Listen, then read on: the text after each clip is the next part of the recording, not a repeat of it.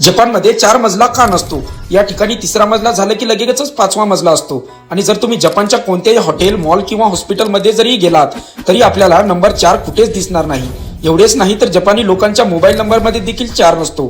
त्याबरोबरच या ठिकाणी 14, 24, 42 याबरोबर 4चे आकडे सर्व बॅन आहेत. परंतु असं का मित्रांनो? जपानी भाषेमध्ये 4चा अर्थ मृत्यू असा होतो. त्याला तुम्ही असं समजा, जपानी भाषेमध्ये डेथ समजलं जातं. जपानी भाषेमध्ये कोणी व्यक्ती हॉस्पिटलमध्ये असेल तर त्याच्या समोर 4 बोलणं एकदम चुकीचं आहे, कारण याचा अर्थ डेथ असा होतो. यामुळे जपानमध्ये आपण कुठेही गेलात तरी 4 क्रमांकाचा वापर कुठेच केलेला नसावा. तर मग हे लोक 4 नंबरच्या जागी कोणता नंबर वापरत असतील?